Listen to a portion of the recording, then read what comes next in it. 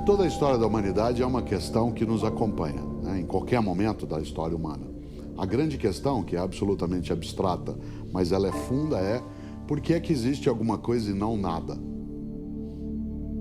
4 grandes foram os caminhos para tentar responder a essa angústia: a ciência, a arte, a filosofia e a religião. Essas 4 áreas, elas se dedicaram a tentar explicar por que é que nós existimos, por que as coisas existem, com uma grande diferença. A ciência procurou trabalhar o como das coisas, isto é, o funcionamento, enquanto que a filosofia, a arte e a religião foram em busca dos porquês. Ambos são necessários, não ao mesmo tempo e não do mesmo modo, mas tanto o como quanto o porquê são necessários.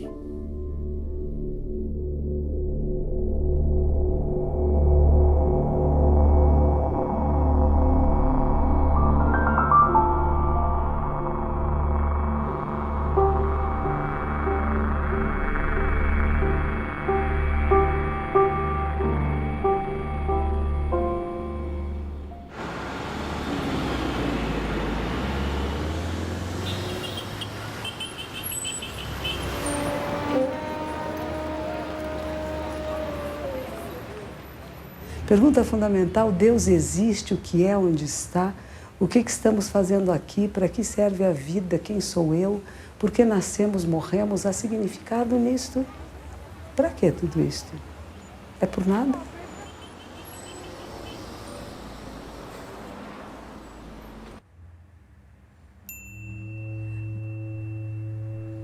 Quem sou eu? O que sou eu? Mais do que quem, porque às vezes nós podemos dar nossa carteirinha de identidade, né? Ter meu nome, minha filiação, mas não é essa a pergunta. A pergunta: o que é você, ser humano? Como funciona um ser humano? Corpo, mente, espírito. Há separação? Há divisão? Tem alguma coisa fluindo, flutuando, separada? Ou será que não é uma integração, uma integridade?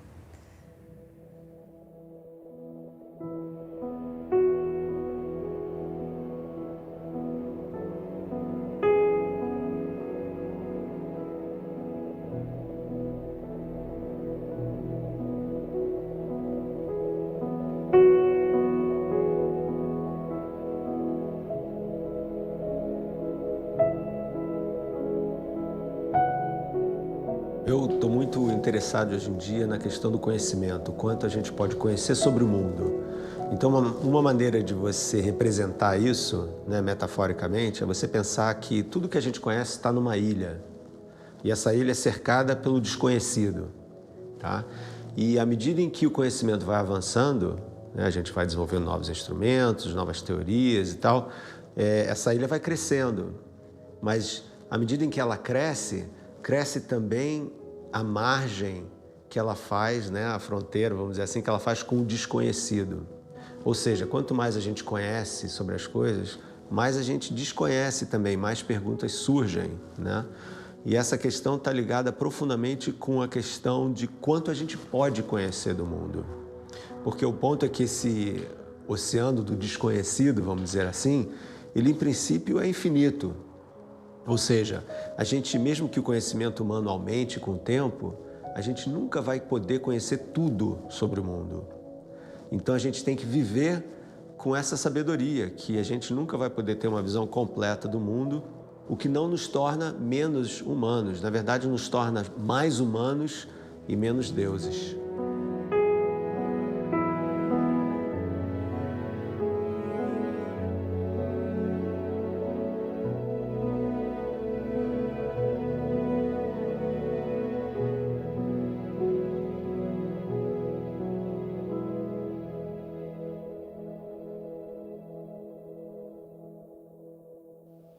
Um terapeuta que faça um bom trabalho com seu paciente, inevitavelmente o paciente vai começar a querer ir além, né, do fenômeno material. À medida que ele se ajusta profissionalmente, afetivamente, à medida que ele se alinha no social, ele começa a questionar: quem sou eu? O que eu estou fazendo aqui? Para onde eu vou? Será que de fato o meu propósito externo está em sintonia com o meu propósito interno? Quem sou eu? Essa é a grande pergunta. E quando a gente vai camada por camada, sempre tem uma nova surpresa. E mesmo que a gente chegue na luz, depois se pergunta como a perdeu de novo. Porque essa inspiração do ser, ela pode escorregar de novo entre os dedos. Ninguém deve pensar que já chegou lá. E dizem que há um estágio que é irreversível. Eu, sinceramente, não alcancei. E quando outro dia, numa palestra, vieram me dizer que eu isso e aquilo, eu digo: olha, essa não é a opinião que a minha esposa tem de mim. Quisera que ela tivesse toda a admiração que a senhora está tendo.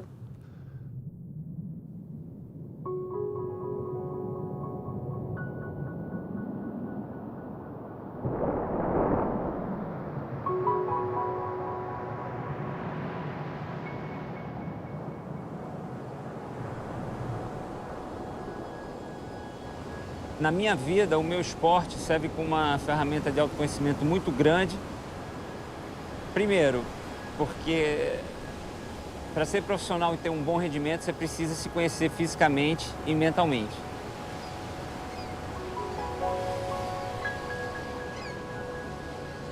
Segundo, pela geografia do meu esporte, né? Ele tem uma relação muito direta com a natureza, né? O que é saudável.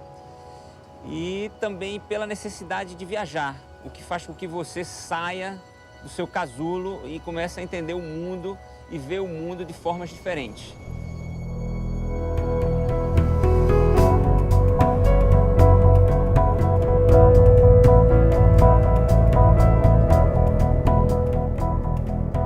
A prática da onda gigante tem a ver com a maneira que eu vejo a vida. Eu gosto de desafios, tá entendendo? Você se expõe de uma maneira louca, você morre. De uma maneira preparada, você aprende.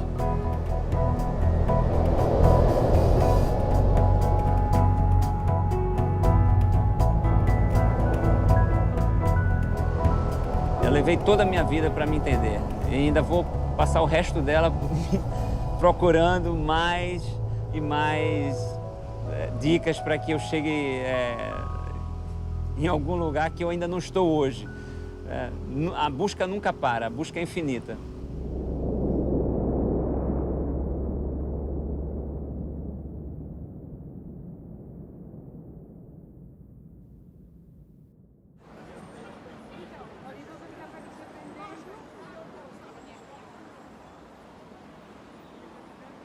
É comum a todas as pessoas buscar uma satisfação, mas, ao mesmo tempo, também é comum descobrir que nada me traz uma satisfação de uma forma definitiva. Nada realmente me preenche. Então, tudo é insuficiente. Então, existe uma busca de que, então, o que é que vai dar essa suficiência? O que é que vai me produzir uma satisfação de uma forma definitiva? Essa também é uma busca comum, mas é necessário discernir esse problema, discernir a situação, analisar e descobrir de que eu estou sofrendo. Eu estou sofrendo porque eu não tenho determinadas coisas que as pessoas têm, ou mesmo que eu tivesse, eu continuaria o meu sofrimento. Quer dizer, discernir o problema para buscar a solução é fundamental. Nem sempre a gente discerne o problema, mas busca uma solução. E não sabe para que está a solução, para quê? Porque você não sabe o problema, então a solução, você não sabe nem exatamente aonde que você vai encontrar essa solução.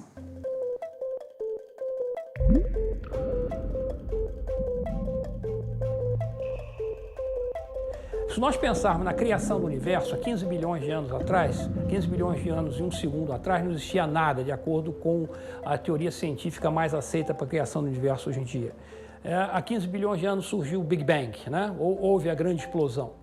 Então, se nós pensarmos essa grande explosão como uma metáfora de ondas concêntricas, quando você joga uma pedra num lago de águas tranquilas, o que acontece? Você forma ondas concêntricas. Então, pensemos nessa grande cadeia do ser como sendo essas ondas concêntricas, que é o próprio processo evolutivo se desenvolvendo. A primeira onda que se formou é a onda da matéria. A primeira coisa que surgiu após o Big Bang foi matéria. Matéria surgiu sob a forma de energia, matéria, partículas subatômicas, formando átomos, moléculas, galáxias, sóis, etc. e tal. Posteriormente, há 5 bilhões de anos atrás, surgiu a Terra matéria ainda nessa primeira onda. Há 3,5 bilhões de anos atrás, surgiu a segunda onda, essa segunda macro-onda, surgiu a vida na Terra. E essa vida, então, partiu de todo um processo de organismos unicelulares, por uma cadeia filogenética vegetal e animal, até os animais superiores, até os mamíferos superiores. E aí, há cerca de 1 milhão de anos atrás, não é mais bilhão que eu estou falando agora, 1 bilhão, apareceu a terceira onda, que nós chamamos a onda da mente. Então, veja, esse processo de expansão de níveis de consciência vem se dando. A ciência tradicional, atual, para aqui, ela não vai além. Mas você há de convir comigo que nós devemos, esse processo não continua, deve continuar. Então existe um quarto nível, que seria um nível do espírito, que seria um nível de transcendência desse nosso nível atual, desse macro nível atual, que é o nosso nível do ego, em que nós nos vemos como uma individualidade. Nós seremos muito mais, nós seremos a nossa individualidade e algo mais. Então, esse é o conceito do grande ninho do ser, que é um conceito que existe desde as tradições de sabedorias antigas e que hoje pode ser feita uma releitura dele através desse processo de conhecimento que a evolução nos trouxe.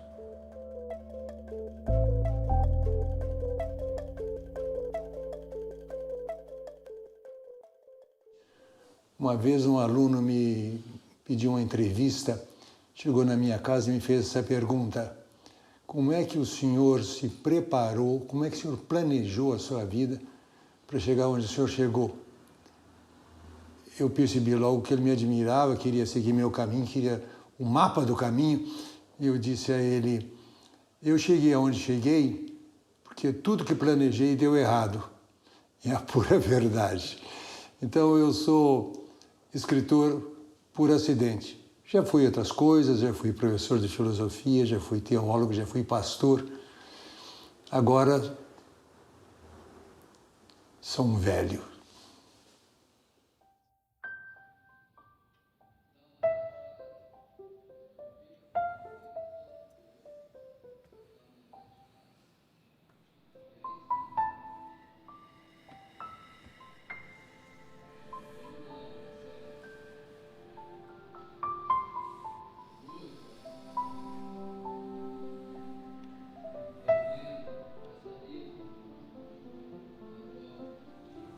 O ser humano não é o corpo. Ele possui o corpo, manobra com o corpo, cuida do corpo, mas ele não é o corpo. Então o yoga é o estilo de vida, você falou bem. É o estilo de vida. Que cultiva o corpo, mas cultiva também a mente, trabalha com as energias.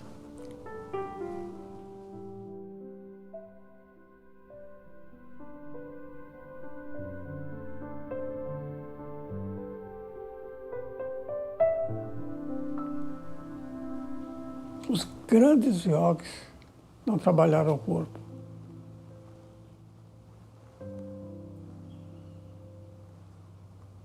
Você viu alguma fotografia do grande yogi Jesus Cristo, de cabeça para baixo? Ninguém viu. Ninguém viu as asanas da devota Santa Teresinha. Ninguém viu. Só realidade.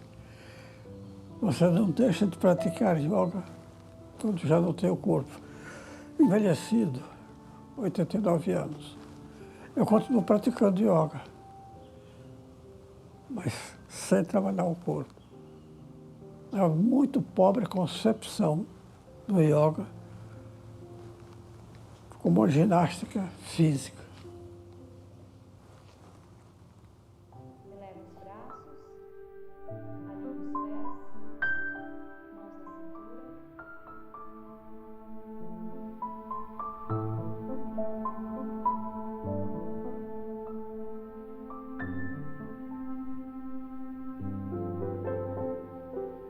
Tem um ditado super pessoal, né? E isso já é muito íntimo, mas é um ditado que fala assim, que está comigo há muito tempo, que é: tudo um dia será nada, e esse nada será o tudo que tanto procuramos encontrar. Eu não sei de onde veio isso, mas isso está na minha vida há muitas décadas. Eu estou tentando entender até hoje esse ditado, mas está comigo, uma coisa que veio. Eleva os braços, Paschimottanasana.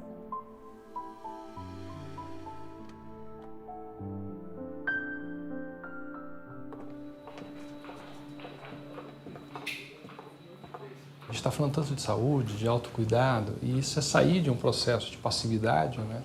De chegar para o médico e falar: me dá os medicamentos, me dá as vitaminas, me indica qual que é o terapeuta maravilhoso que vai me tocar e vai mudar a minha vida, para um processo muito mais ligado a um autocuidado, a um cuidado diário, a um cuidado que você come, da maneira que você respira, da maneira que você se expressa, né? Num olhar com muito mais consciência sobre os teus atos.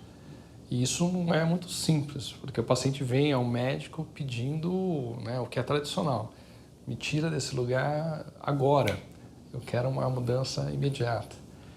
E você devolve para ele um caminho, né, uma visão de caminhar. Eu vou te ajudar nesse caminho, mas não é uma mudança que vai acontecer de maneira tão abrupta.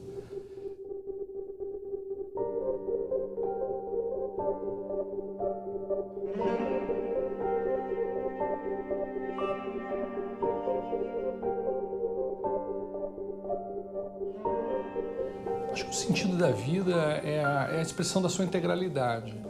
Quem sou eu? Onde está a minha expressão aqui? E tentar viver isso, seja lá do tamanho que for, né? Eu acho que tem essa reflexão de chegar num momento que o ser é mais importante do que o fazer apenas. Né? Que o fazer, ele te ajuda a sustentar o ser, mas o ser é a base de todo o processo. Então eu acho que isso é uma busca de autotransformação, de autoconhecimento.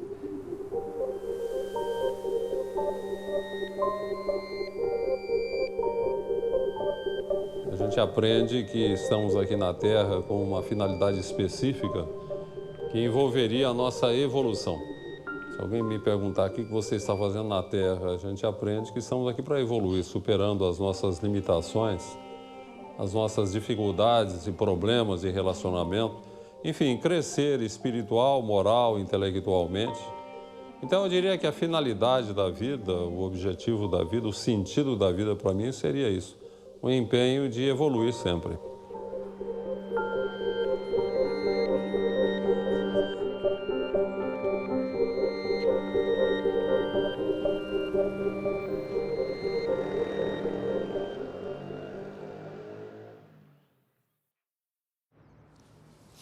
Gente, eu sou muito tímida, estou fazendo um esforço.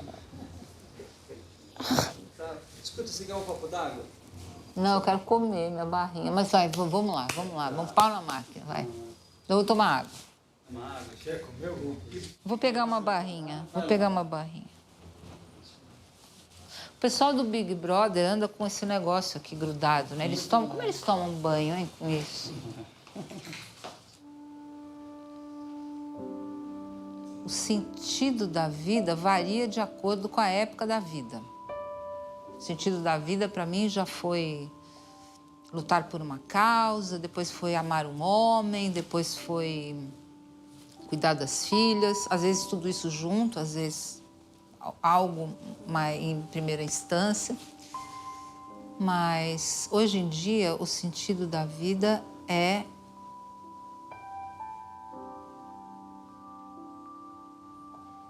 a vida já tem um sentido. Eu não sei, é diferente para mim hoje. Hoje eu acho que é O viver é o sentido.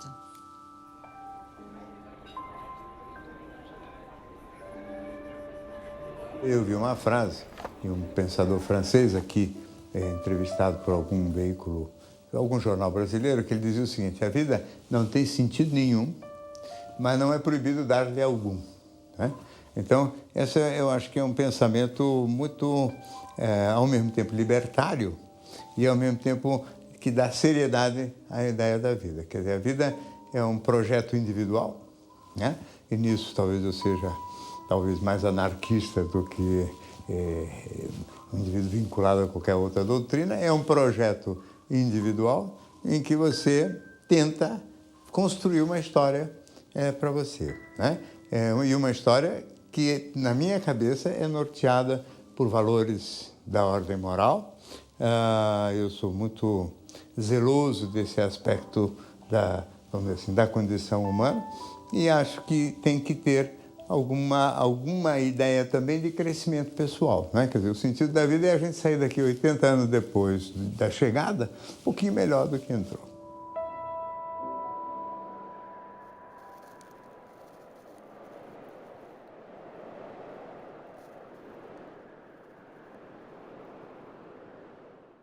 Essa aqui é o K2, assim, não é uma montanha do mundo, mas é a montanha mais difícil de todas, a gente considera. Só que aqui só está a parte superior do K2, ele tem 8.611 metros de altitude, eles são 600 metros finais, assim, é gigantesca a montanha muito mais imponente e muito mais difícil que o próprio Everest. Em razão de muitas tragédias que acontecem no K2, o K2 é considerada a montanha da morte. Em termos de números de êxitos e mortes, né, é a montanha que há o maior índice de fatalidades. Então, é uma montanha muito difícil, perigosa, muito arriscada. Foram 3 tentativas, só na terceira que eu consegui chegar lá em cima. E eu prometi nunca mais voltar ao K2. Uma montanha muito bonita, uma montanha que merece muito respeito. Mas é uma montanha muito difícil e não foi possível. Não foi falta de técnica, não foi falta de condição nossa. Realmente, esse ano, as condições do K2 estão extremas, estão muito difíceis. Nós conseguimos chegar até 8.000 metros de altitude, enfrentamos muita neve e, infelizmente, tivemos que desistir dessa escalada.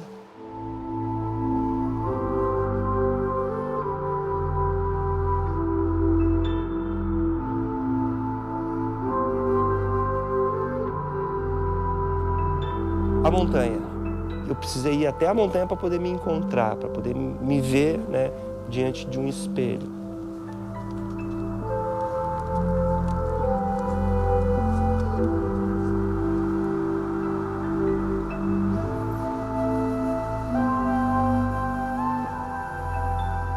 Você estar na montanha desempenhando um esforço físico intenso, muitas vezes correndo riscos, gera-se uma grande introspecção, assim, você começa a pensar em tudo na sua vida naquele momento que você está ali. É incrível como a minha cabeça viaja nesses momentos que eu estou na montanha. E aí você começa a se conhecer, começa a resolver problemas dentro de você e ter forças para encarar o mundo em si, encarar pessoas, encarar situações. Então, isso causa uma evolução, assim, eu percebo que eu melhoro a partir do momento que eu vou para a montanha e eu volto para a cidade.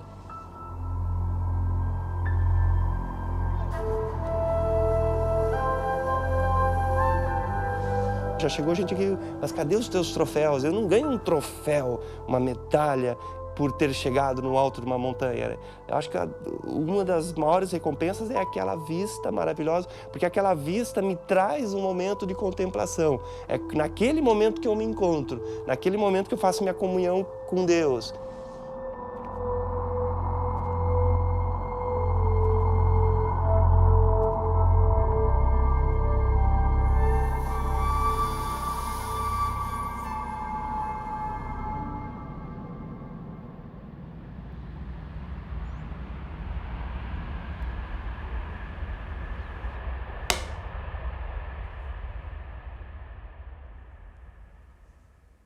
Um dos desafios do ser humano é conhecer-se a si mesmo. Já Santo Agostinho coloca como preocupação básica de toda a atividade dele é responder: quem sou eu finalmente? ser humano se faz ele mesmo pergunta. E eu creio que é uma pergunta, no fundo, irrespondível. Porque o ser humano é um projeto infinito. Ele é um nó de relações voltado em todas as direções. Para dentro de si, para o outro, para a natureza, para o universo, para o absolutamente transcendente que é Deus. E ele se realiza na medida em que ele ativa essas relações. E por isso, quanto mais ele se relaciona, mais ele se enriquece e mais descobre possibilidades dentro dele. Então, ele não é um sistema fechado, é um sistema aberto. Daí que toda a pergunta exige uma resposta. E essa resposta levanta uma nova pergunta. E assim nós vamos de perguntas em perguntas, respostas em respostas. E no fundo nós não sabemos quem somos. Então nós sempre estamos buscando. Encontramos espelhos de nós mesmos em todas as partes e não nos identificamos com nenhum deles. Como os orientais expressam, a prisão é maia, é ilusão. É eu nem saber quem eu sou, de onde eu venho e para onde eu vou. E como dizem os bons navegantes, nenhum vento é favorável para aquele que não sabe aonde quer chegar. E a liberdade é precisamente a pessoa tomar consciência e ser capaz de ser o autor da sua própria existência, assumir a autoria da própria existência. Não é uma tarefa fácil, mas eu creio que é a nossa tarefa. E é isso que vai nos trazer a felicidade. E nesse momento, bom, eu me sinto feliz.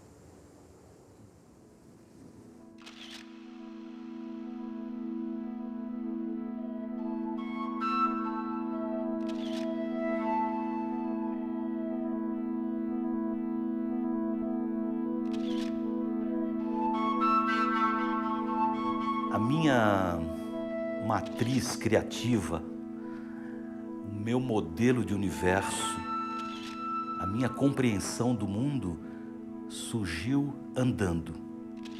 Andando pelo agreste do cerrado, né? Pelas caatingas, pelas florestas. Ali eu estabeleci o meu percurso na Terra, né?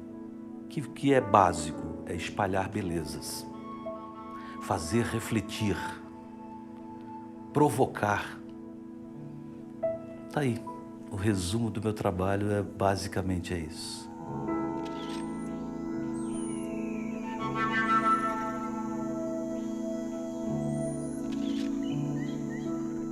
O revelador acontece num momento muito fugaz. E essa eu acho que é a experimentação, esse eu acho que é o encontro com Deus, com a beleza. É uma lembrança que não me importa se tem registro, não me importa a fotografia, é algo absolutamente pessoal. Tem que quebrar essa coisa de que você fotografa para os outros. Não, você fotografa para si. Depois você espalha, entendeu?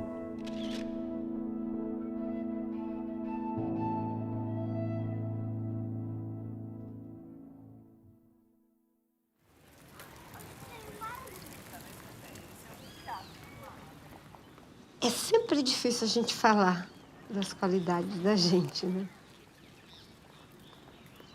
Principalmente porque, geralmente, quando você fala de você, aquilo não é exatamente você. Aquilo é o que você quer que as pessoas achem que é você. E é uma armadilha. Porque você descobre a qualidade de uma pessoa não é quando ela fala de si, é quando ela fala dos outros, né? Mas eu sei que você quer algo mais objetivo, você pode estar pensando, ela está fugindo da pergunta. Mas acho que uma qualidade que a gente deve cultivar não é que eu a tenha, mas que eu almejo tê-la. saber-me frágil, saber-me incompleta, saber-me faltosa, dependente desse outro que me sustenta, que me completa, que me acalma e que me inquieta.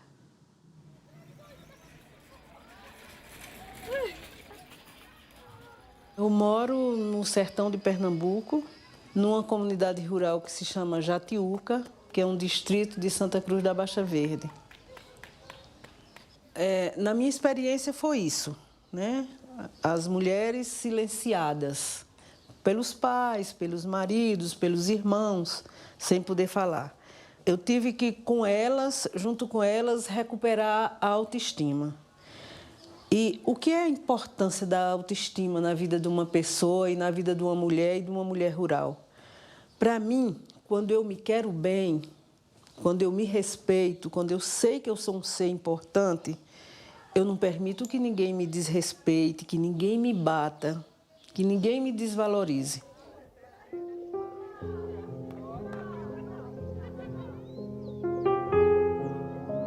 Para chegar até as trabalhadoras, nós temos vários exercícios. E nos exercícios de corpo, quando a gente perguntava, de quem é seu corpo? Elas diziam sempre, é do meu marido, dos meus filhos, o corpo nunca era delas. Aí dava chance e oportunidade para a gente começar a trabalhar, meu corpo é meu. Nem da igreja, nem do Estado, nem dos homens. Meu corpo é meu. Vamos se cumprimentar novamente, né? Sabendo da importância dos nossos corpos, que é com eles que a gente vive, que a gente anda, que a gente se cumprimenta. A gente sempre muda de par. Vamos se cumprimentar com os pés. Nossos pés lindos e maravilhosos que nos conduz, que nos leva para a roça, que com eles nós caminhamos. Nossos lindos pés.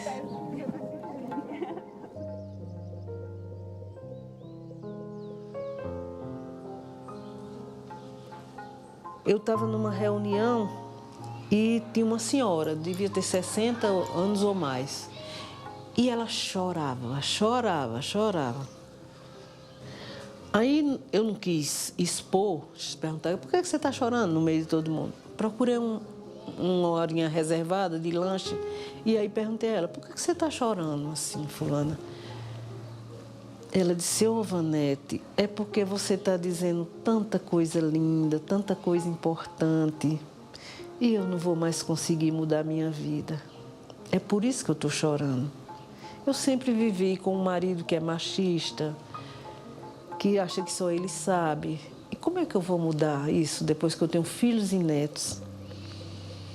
Aí eu disse a ela, não chore não, você pode sim. Mas posso o quê? Se você pode contar a sua experiência, você pode dizer às outras, às jovens, às suas netas, que não é bom assim, que elas podem mudar agora a vida delas. Então, você quer uma contribuição maior? Ela ficou com uma cara linda.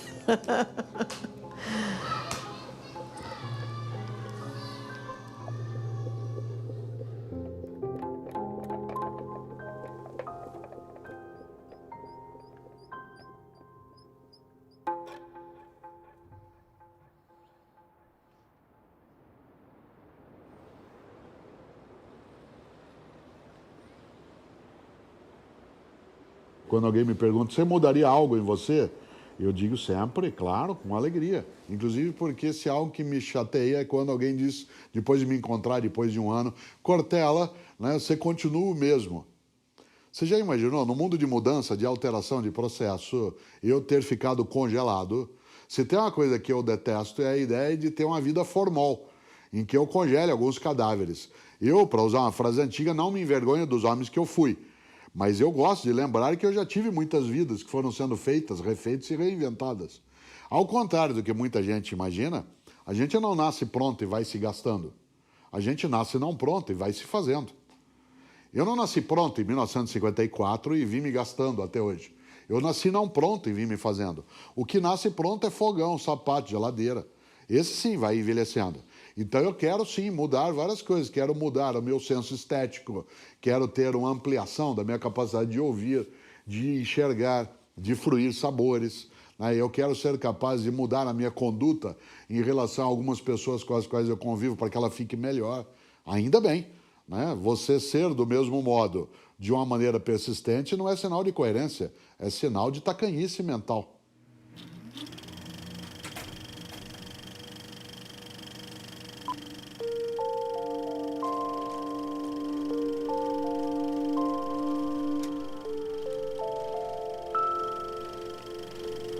Eu trabalho com o cinema, ou seja, eu trabalho com a mentira e ao mesmo tempo com a pura verdade, né?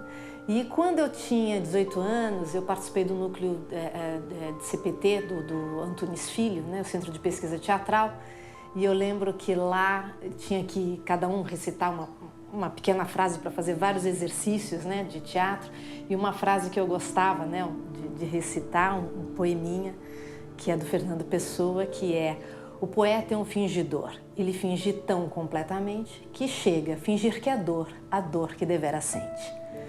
E isso o tempo inteiro, assim, eu acho que porque eu trabalho com reinventar o mundo, mesmo num documentário você também está reinventando, né? Você está colocando a sua visão, né? Escolhendo quais são os trechos que vão ficar, o que não vai ficar, o que você esquece, né? Então, isso é um tema que o tempo inteiro volta. E eu lembro que eu tive uma crise quando eu estava filmando Chega de Saudade, na primeira semana, e é normal, a primeira semana você ainda... Que filme é esse? Você está descobrindo linguagem, descobrindo os atores, descobrindo a equipe, né? A engrenagem ainda não está funcionando. E eu lembro de manhã cedinho, 5h30 da manhã, tendo que ir para o set de filmagem, eu no hall de casa, no elevador, eu empaquei, não conseguia sair e eu tive essa crise existencial que era: por que eu escolhi uma profissão que eu fico reinventando a vida? Quem sou eu para dizer o que é a vida, né? É uma profissão maluca e não vejo sentido nisso. Eu acho que é mais importante eu viver a vida de verdade, eu mesma viver as experiências, do que eu ficar dizendo como tem que ser. E aí o Luiz, meu marido e roteirista, quando ele percebeu que eu ia engatar nisso, ele falou: tá bom, ok, tem uma van te esperando lá embaixo, depois a gente continua a conversa. E ele cortou, porque naquele momento realmente era um questionamento profundo mesmo, do porquê tanto investimento para reinventar a verdade.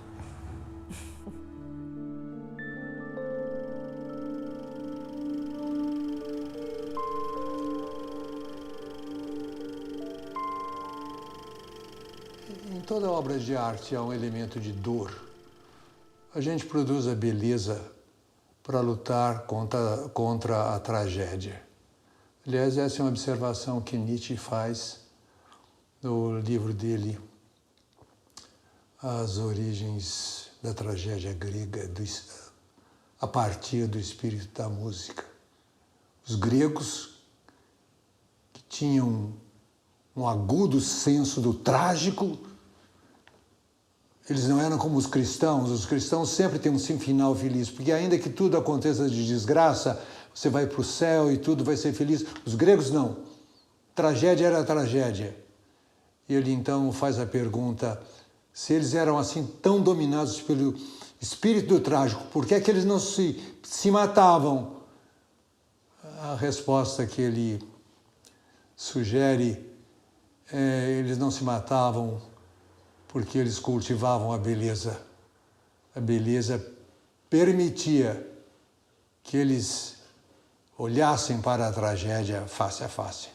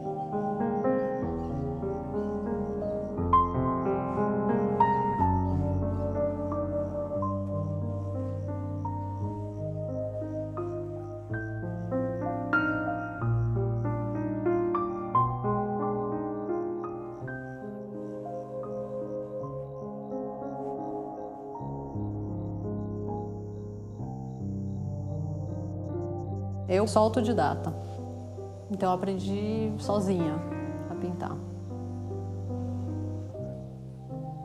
O meu caminhar, eu sempre tenho em vista a evolução do meu espírito, eu como espírito, não eu como Tatiana hoje. A Tatiana, sim, eu sou Tatiana também, né? Então, esse é o meu caminhar. E junto com a minha arte me ajuda muito com tudo isso, porque é um autoconhecimento contínuo, né? Eu estou o tempo todo lidando comigo mesma, com coisas de dentro, então isso ajuda muito.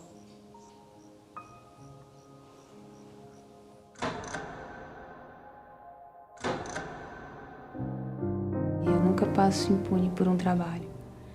A gente vira um canal e recebe uma coisa que é da humanidade, que é da existência da vida. Assim, você vai receber a força de um vulcão, muitas vezes, dentro de você. Vai deixar que passe.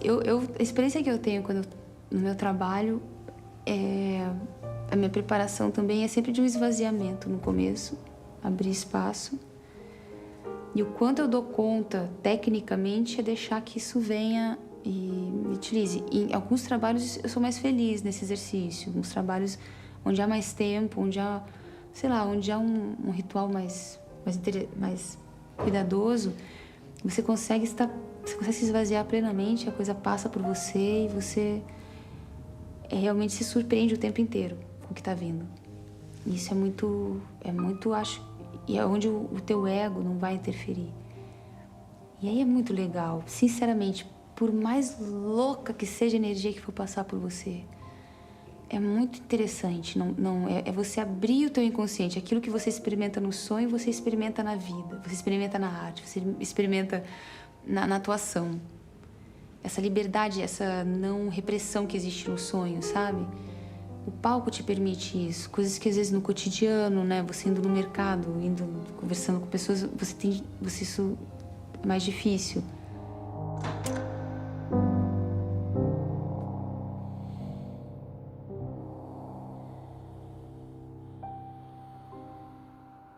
Eu acho que tanto o processo do ator quanto o processo do palhaço são processos profundos de autoconhecimento. Se você quiser vê-los assim. Você tem que visitar profundamente o teu amor, se você quiser fazer Romeu. Se você não lida bem com o amor, meu irmão, você não vai fazer Romeu. Você não vai conseguir comunicar. Porque você não consegue comunicar o teu amor para tua mulher.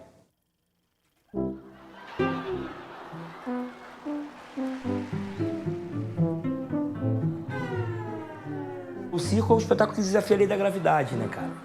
As pessoas voam, se equilibram num fio, jogam 7 objetos pro ar, fazem desaparecer e aparecer coisas, corpos perfeitos. E o palhaço, por que o palhaço está ali? Porque o palhaço é aquele que cai. O palhaço é aquele que erra. O palhaço está no espetáculo de circo para dizer, ó, tu é humano, tá? Tem lei da gravidade, tá?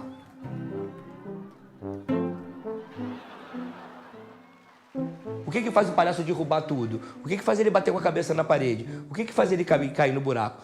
Por quê? Ser quem você é, então eu sou aquilo lá.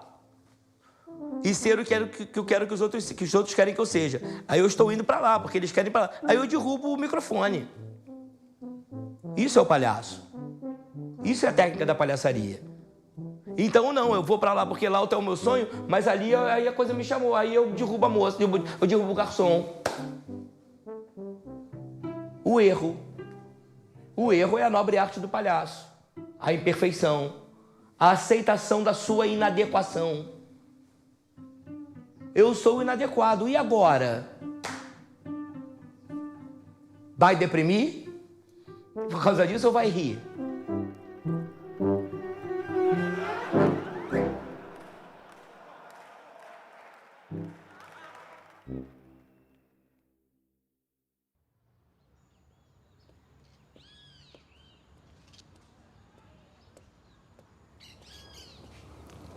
É uma frase que eu li há algum tempo que diz que às vezes a gente está condenado a ser feliz.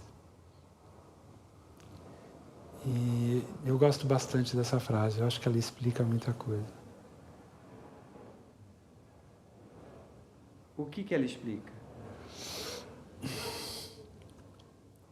Quando, por exemplo, eu não comecei a tocar piano cedo, né?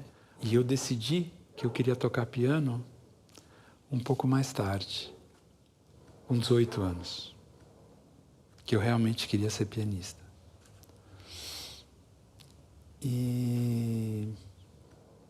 Mas aí, quando eu percebi isso, eu não tinha outra escolha senão ser pianista.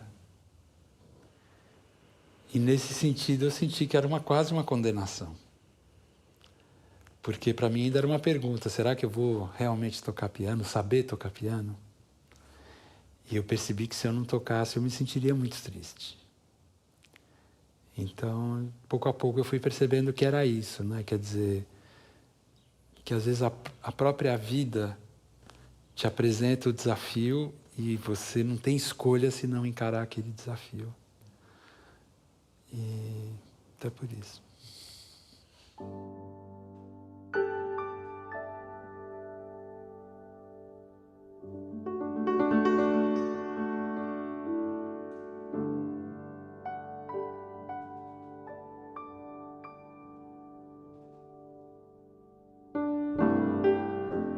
Se a felicidade tivesse um som, seria o silêncio. Mas também, eu acho que a música de Bach, trechos da Nona Sinfonia, trechos de um octeto de cordas do Mendelssohn, trechos de manifestações populares de diferentes lugares do mundo. Uma criança que nasce, né? São várias coisas.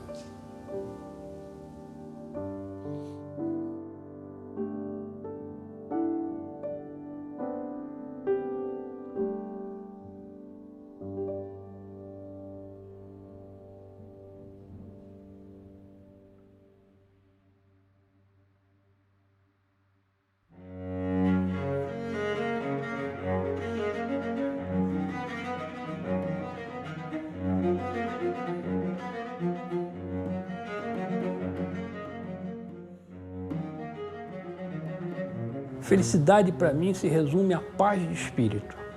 Se você conseguir ter uma paz interior, você é feliz. Enquanto nós não temos essa paz interior, nós não somos felizes. A felicidade é você se sentir bem com você e com as pessoas que estão ao seu redor. Simplesmente é isso para mim, né? E estar num lugar que você gosta. Eu gosto de estar... Para me sentir feliz, eu tenho que estar no meio do mato, eu tenho que estar no meio da natureza. Muitas vezes a felicidade ela é uma sensação de estar no lugar certo, na hora certa. Esteja acontecendo o que está acontecendo. Ela é mais isso.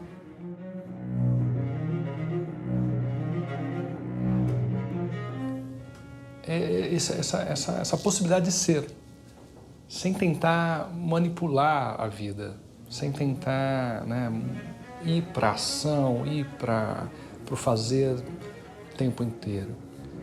Estar livre de um desejo de chegar a alguma coisa.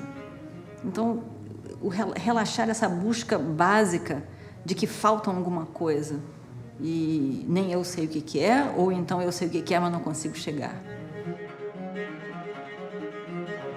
A minha felicidade depende também da felicidade de muita gente. Depende da felicidade do meu marido, da minha família, meus amigos.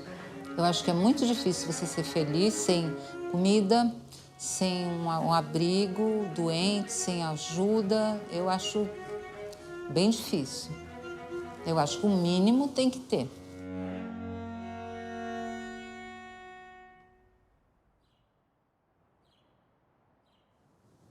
Por que existem tantas visões diferentes de felicidade? Porque a felicidade é original para cada um, porque nós somos originais.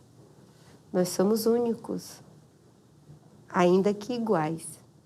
E acho que a beleza da condição humana é essa possibilidade de você ser completamente original e completamente igual. É um paradoxo. E é por isso que cada um vai dar uma resposta diferente sobre felicidade. A vida, através da natureza, manifesta o tempo todo felicidade. Você vai perceber que as pessoas sempre estão mais felizes quando buscam o sol, a praia, as águas da cachoeira, quando buscam se reunir em volta de um fogo numa lua cheia, pulsa uma determinada energia, uma determinada alegria. A felicidade não exige dinheiro, a felicidade não exige status para se manifestar, a felicidade não exige oferendas, a felicidade não exige um curso de MBA e ela não exige nenhuma formação.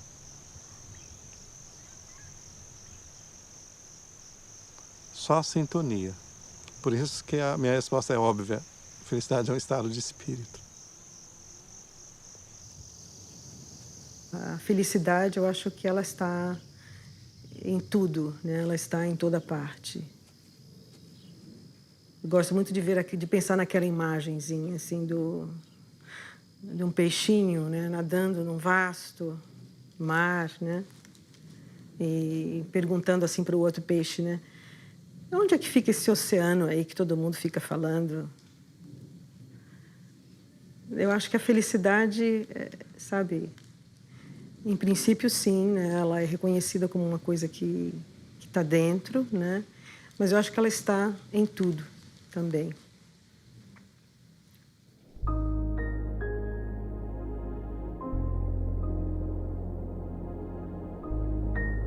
O nosso estado natural é um estado de felicidade.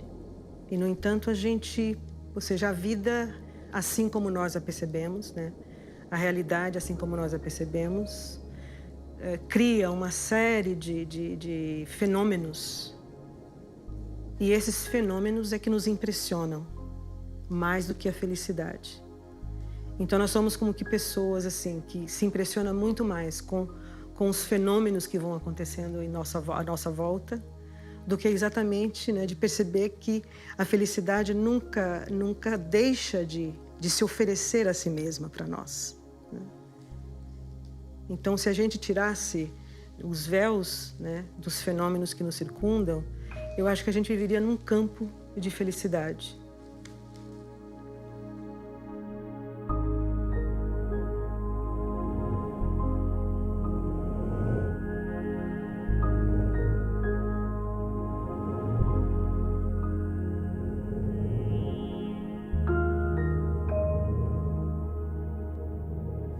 Uma vez eu estava na casa de campo que a gente tem aqui em Petrópolis e estava fazendo um exercício de relaxamento. Eu gosto muito lá, a gente tem uma piscina que é de água natural, ou seja, a água entra de um lado e sai do outro, nunca levou uma dose de cloro ou de nenhum tipo de aditivo químico. É uma piscina, quase que um açudezinho, cavada na pedra, com água puríssima que entra de um lado e sai do outro. Então eu gosto muito de ir para o gramado que tem ali em volta para fazer exercícios respiratórios, meditação. E num desses exercícios respiratórios, pranayama, como chamam os hindus, eu tive aquela sensação de que eu estava lá dentro de mim, lá no fundo de mim, nessa parte que era pura luz. E que era absolutamente indiferente às circunstâncias do mundo ao meu redor. Então, foi basicamente isso. Quer dizer, não foi algo que eu fui buscar, de não, agora eu vou entrar em contato com o meu superior, nada disso. Eu fui fazer um exercício que eu faço quase todo dia, e principalmente quando eu estou lá em cima, que o ar é ainda mais puro do que o ar aqui da cidade, né? E fui surpreendido com essa epifania, com esse insight momentâneo ali, que ficou marcado para sempre em mim.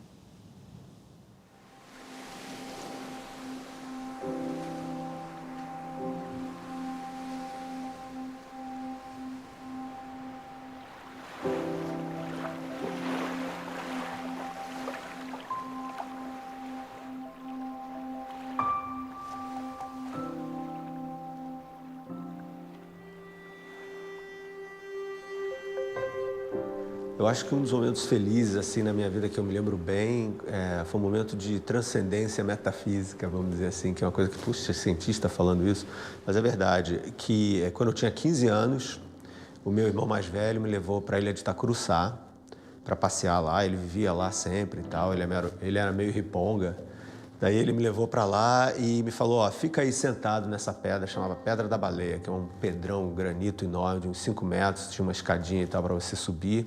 Fica aí, pensa no mundo, medita e depois a gente conversa. E eu fiquei sentado naquela pedra e tinha uma cássia em cima de mim, assim, cheia de flores, e tinha aquele mar maravilhoso, e eu vi, assim, um cardume de robalos pulando, sabe? Assim, eu falei... E naquele momento eu percebi que eu não era mais eu era tudo aquilo. E foi um momento assim muito, muito espiritual para mim. E eu me senti parte de uma coisa muito maior.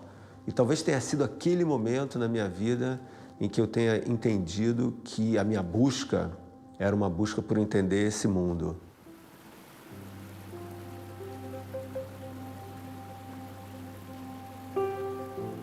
Eu me considero feliz e sou extremamente inquieto. E curiosamente, quando eu entro na mata, às vezes eu fico completamente em transe, às vezes eu fico completamente em silêncio.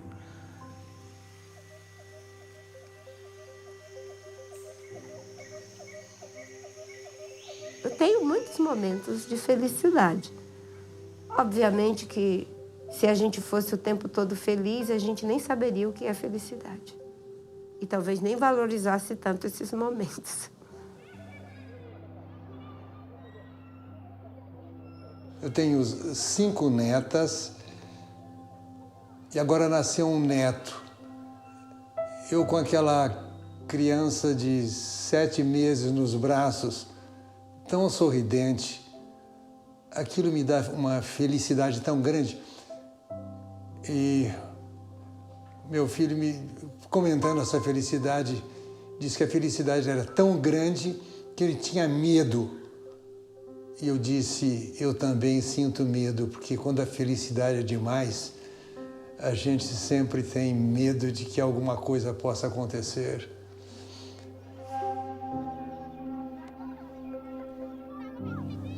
Ainda que pareça paradoxal, que realmente o ser humano morre de medo da felicidade.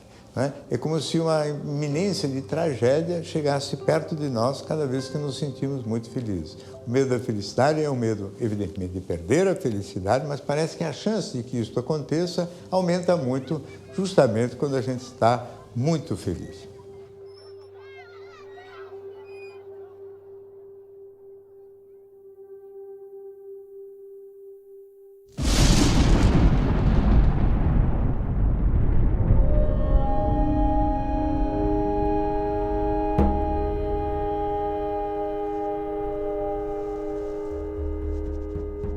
Todas as tradições religiosas falam isto. Tem que atravessar a noite escura, o grande deserto. Uma vez eu subi o Monte Fuji, que é um vulcão, né? E é uma coisa maravilhosa. Você começa a subir a montanha e ela é linda. Então tem flores, tem verdinho, e aos pouquinhos vai acabando a vegetação e ela vai ficando cada vez mais íngreme e mais difícil. A prática da vida espiritual, ela é assim. E muitas pessoas só querem o verdinho. A beira da montanha ali embaixo é bonita, é gostosinho. Ah, eu já vi. Você sobe a primeira plataforma, você tem uma pequena visão de si, do mundo, da vida, de um pontinho um pouquinho mais alto, e você fala, já tá bom. Porque mais para lá, aí vai cansar. Isso é suficiente? É suficiente para muitas pessoas, que bom, teve uma pequena visão. Mas há outros que não se contentam com isto. Eu quero ter a visão maior, então eu vou ter que fazer esse esforço maior.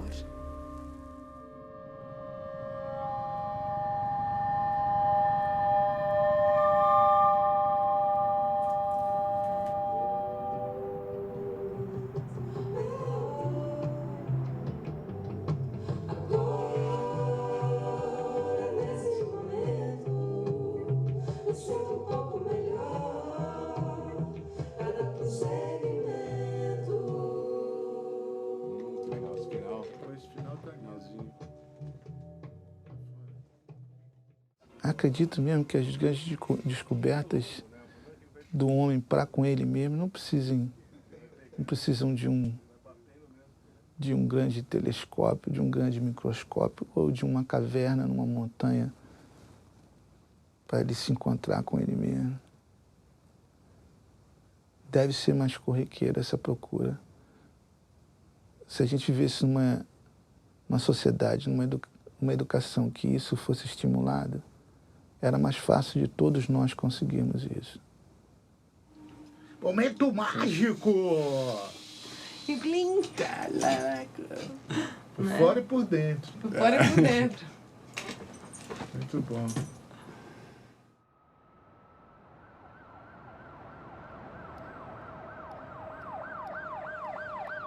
Eu tomei 3 tiros no mesmo braço e isso lesionou ele, mas não foi neurologicamente, foi muscular, foi uma lesão muscular. Agora, eu tive um pulmão perfurado e tive balas que afetaram a minha coluna. Elas não chegaram a machucar diretamente, mas só o calor e a vibração já lesiona. Então eu fiquei... A minha lesão foi T4, uma lesão mais ou menos à altura aqui do peito. Depois ela desceu, depois do período de choque medular, como eles chamam, a lesão desceu bastante. Eu não ando e, por não ter seccionado a medula direto, eu também sinto muitas dores.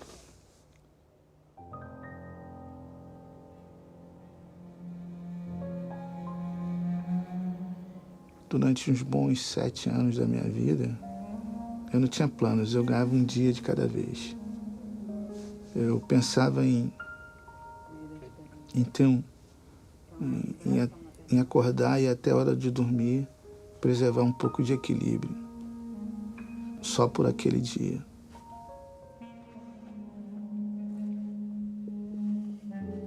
Tem uma frase do Gandhi que diz que nossa raiva contida é capaz de mover o mundo.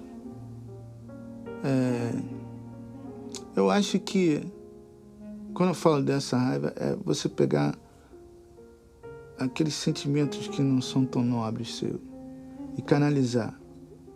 Usar aquilo, fazer um moinho de vento com aquilo. Pegar aquela tempestade interna e gerar um outro tipo de energia.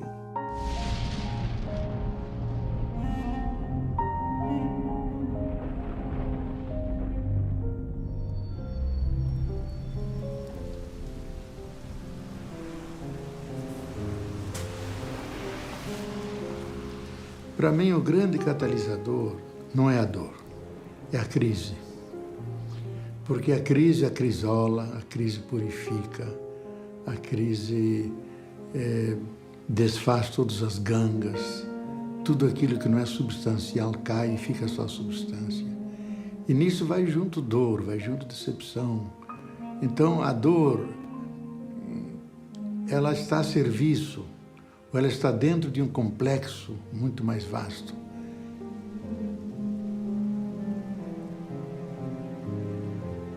A dúvida, a crise, né? Mesmo uma depressão até um certo ponto, ela é bem-vinda por provocar uma reflexão, por assumir, não sei, tenho dúvida, o que eu tenho aqui não me serve mais. Para onde eu vou, não sei, né? Não é tão simples. Então eu tenho que pesquisar, eu tenho que experimentar até... Ah, ok, agora é por aqui.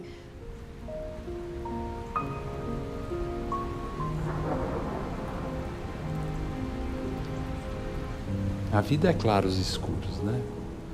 Quem, por exemplo, tem pânico de trovão, sofre com a chuva, né? Mas se cabe o trovão, a chuva está tudo ok, né? E se você está fora da cidade, no campo, a chuva é muito bem-vinda, né? Então sempre vai depender, né?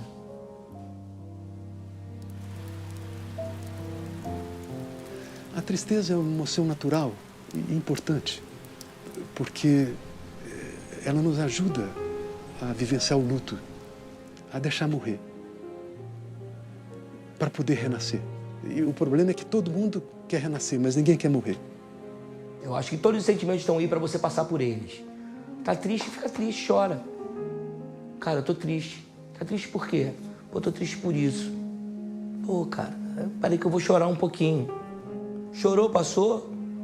Vamos sair, vamos tomar um chopp, vamos ficar um pouquinho alegre? Vamos. Eu acho que é muita... Acho que é muita glamorização desses lugares de emoção. Tudo é temporário. Veja, as emoções em nós, elas são muito rápidas. São instantâneas, são como... O resto é memória. E a gente fica chamando essa memória. E nós adoramos chamar a memória, principalmente coisas desagradáveis, né? É aquela história que eu gosto muito dos dois monges atravessando o rio. E um deles ajuda uma jovem a atravessar. E os monges faziam voto de não tocar em mulheres, né? E que um deles, uma hora depois, bravo com ele, você carregou aquela moça. Disse assim, mas eu deixei ela lá. E você continua carregando. Então, às vezes, nós temos problemas, dificuldades. E abre mão. É difícil esse abrir mão. Mas isso é um dos ensinamentos principais. Quando a gente abre as mãos, nela cabe todo o universo. Quando nós seguramos alguma coisa, nós nos limitamos. E, às vezes, nós seguramos a dor, o sofrimento. Eu sofro mais do que você. Você não entende a minha dor. Como não?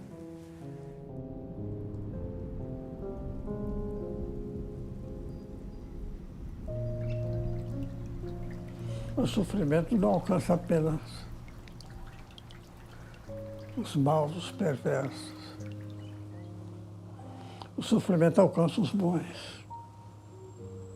Então, aproveite o sofrimento e veja a lição que ele vai trazer. Isso que nós estamos usando agora é yoga.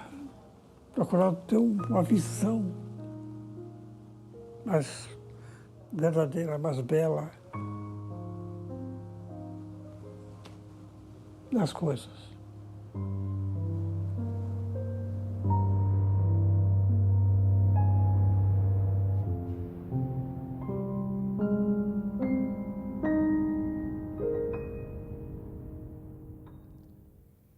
Você já falou um pouco sobre isso, mas eu gostaria que você comentasse essa frase de que a vida é muito curta para ser pequena. Pois é, um dia, Benjamin Disraeli, que foi um grande político e pensador do século XIX, no mundo britânico, aliás, foi primeiro-ministro da Rainha Vitória, Benjamin Disraeli disse essa frase, a vida é muito curta para ser pequena. Já basta que a vida curta seja para que a gente consiga apequená-la de algum modo. E o que é apequenar a vida? É ter uma vida que seja superficial, banal, fútil, uma vida que, antes de tudo, ela seja pequena, isto é, diminuta. Vida é algo para engrandecer a mim e aqueles que estão à minha volta. Desse ponto de vista, eu sempre digo, quando eu partir, e eu partirei, eu sou mortal, nós somos o único animal que é mortal, né? Todos os outros animais são imortais. Porque, embora todos morram, nós somos o único que, além de morrer, sabe que vai morrer. Teu cachorro está dormindo sossegado a essa hora, teu gato está tranquila. Você e eu sabemos que vamos morrer. Desse ponto de vista, não é a morte que me importa, porque ela é um fato. O que me importa é o que eu faço da minha vida enquanto minha morte não acontece, para que essa vida não seja banal, superficial, fútil, pequena. Nesta hora eu preciso ser capaz de fazer falta. No dia que eu me for, e eu me vou, eu quero fazer falta. Fazer falta não significa ser famoso, significa ser importante. Há uma diferença entre ser famoso e importante. Muita gente não é famosa e é absolutamente importante. Importar, quando alguém me leva para dentro, importa. Ele me porta para dentro, ele me carrega. Eu quero ser importante. Por isso, para ser importante, eu preciso não ter uma vida que seja pequena. E uma vida se torna pequena quando ela é uma vida que é apoiada só em si mesmo, fechada em si. Eu preciso transbordar, ir além da minha borda. Preciso me comunicar, preciso me juntar, preciso me repartir. Nesta hora, minha vida, que sem dúvida ela é curta, eu desejo que ela não seja pequena.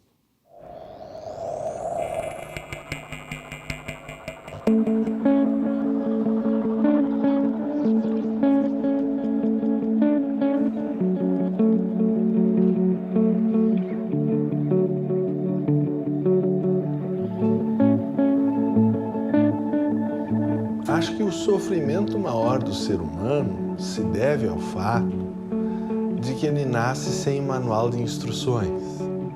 Por não saber como ele mesmo funciona, ele sofre. A causa do sofrimento, a causa do mal, é a ignorância. Então, nada pode ser mais importante do que algo que nos liberte do sofrimento.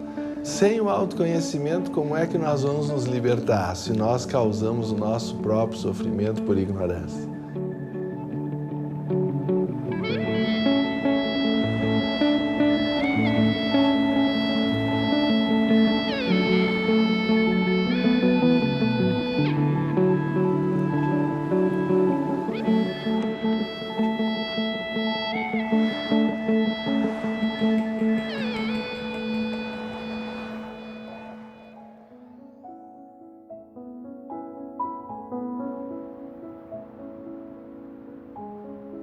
Erasmo Silveira Neto é o meu nome verdadeiro, que é o nome de nascença, e é um menino que está guardado dentro do meu coração, bem criado, um menino que teve estudo, um menino que teve o carinho da família inteira. É um menino muito feliz.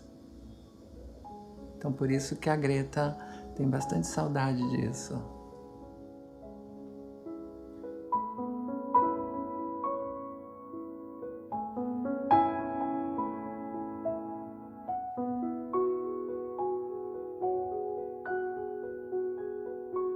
A minha família reagiu com muita mágoa, com dor, uns se sentiram traídos e eu, para não machucá-los, eu mesmo abandonei a minha casa, fui morar na casa de amigos em diferentes lugares, em lugares bons, lugares ruins, eu estive.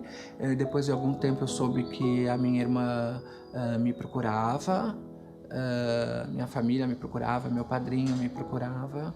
E depois de um certo momento, eu achei que eu deveria de enfrentá-los, retornei e aí as coisas ficaram mais calmas. Né? Mas é engraçado que nunca nos sentamos para resolver isso. Só voltei, minha mãe e meu pai me receberam e ficamos sentados os três no sofá sem trocar uma palavra. E eu só perguntei se eu podia ficar. Pronto, e fiquei.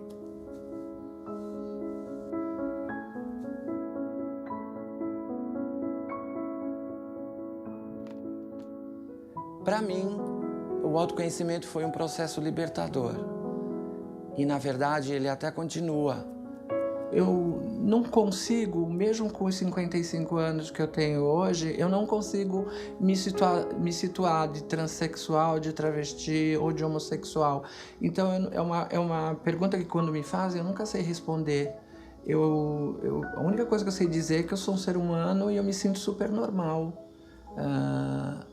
Para mim, na minha visão, e sei que não é normal na visão de outras pessoas. Isso eu sei, eu tenho conhecimento disso pelo preconceito, pelas coisas que as barreiras, obstáculos que a gente encontrou no meio disso tudo. Mas eu mesmo não me classifico.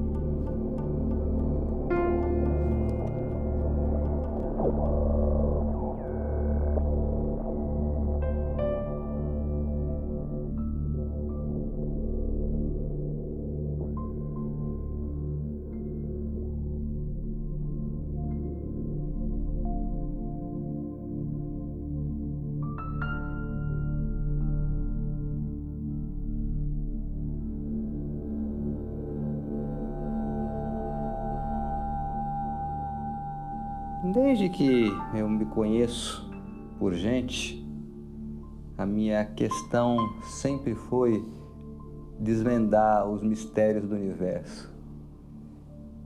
Eu ainda era uma criança, com 7 anos, e eu perguntava: mãe, quem foi que fez o mundo? Foi Deus. Mas quem foi que fez Deus? Não pensa nisso que você fica louco. Isso aguçou minha curiosidade. Eu entendi que esse era o objetivo da minha vida.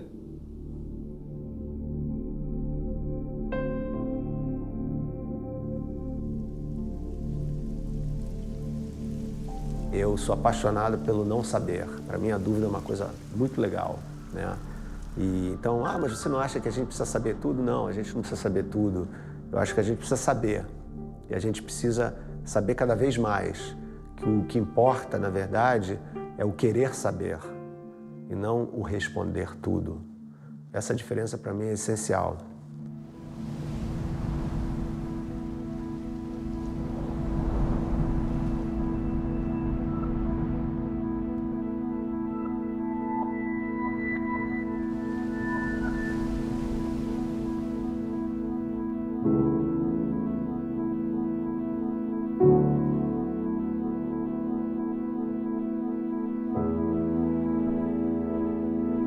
A frase na entrada do oráculo de Delfos era: homem, conhece-te a ti mesmo, né? E todas as grandes tradições falam que o mais importante de tudo é você saber quem você é, você se conhecer cada vez melhor. A gente fala isso, de como é que eu posso fazer com que o maior número de seres entre no caminho, na verdade, etc. E ao mesmo tempo, quanto mais você quiser empurrar alguém pela porta, mais essa pessoa se afasta. Então, na verdade, a gente não pode fazer nada. A gente acha que está fazendo, isso ainda é o falso eu, né? Não há nada que você possa fazer, você pode apenas apontar. Existe uma porta, existe um caminho, mas cada pessoa tem que trilhá-lo. As pessoas estão esperando por uma estação para serem felizes. Então, quando eu crescer, quando eu me formar, quando eu me casar, quando eu tiver filhos, quando eu tiver dinheiro, quando eu tiver um patrimônio, quando eu tiver saúde. Então, as pessoas estão sempre transferindo a felicidade para uma próxima estação e por isso não são felizes. Então, esse ditado eu acho muito acertado. Não é uma estação, é uma maneira de viajar. Eu acho que a gente tem que pensar no caminho. Eu comecei a pensar que era possível ser feliz na cadeira de roda, como quando eu pensei não em chegar a ser feliz, mas quando eu vi que ser feliz é justamente não abrir mão do caminho até lá, do caminho até a felicidade. Se vou chegar, não sei, mas eu finalmente tenho o meu caminho. E esse meu caminho já é melhor do que ficar parado. A satisfação não está apenas em chegar no alto da montanha. O aprendizado, o conhecimento você adquire justamente em olhar para os lados nessa escalada. E você ter a percepção que a escalada não é o topo da montanha, mas sim esse caminho até o alto da montanha. O movimento da vida é da eterna despedida, né? Assim, é sair do útero e para caminhar com as próprias pernas, literalmente, né? E eu lembro que a nossa filha, ela tinha acho que uns 2 anos de idade, começando a andar ainda, e eu dei de presente para ela uma mochilinha. E o Luiz falou: uma mochila, Laís, já? Que é o símbolo, né, dos mochileiros que vão por aí, né? Mas com 2 anos é muito cedo uma mochila. Mas é isso, né? A vida é uma eterna mochila. Pega a tua mochila e vai, né?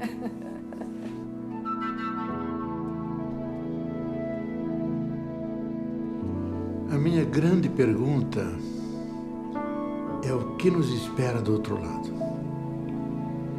Quando eu fechar os olhos, o que vou ver? Qual é o rosto de Deus?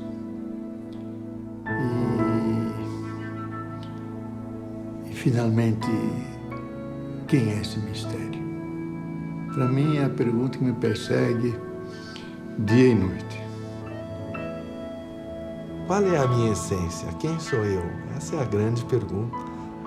Duvido que haja alguma maior, porque todas as outras giram em torno dela. Suponhamos que fosse quem é Deus, mas no fim, quem sabe as duas são a mesma? Quem sabe a essência do ser é Deus? Quem sou eu? Quem sou eu?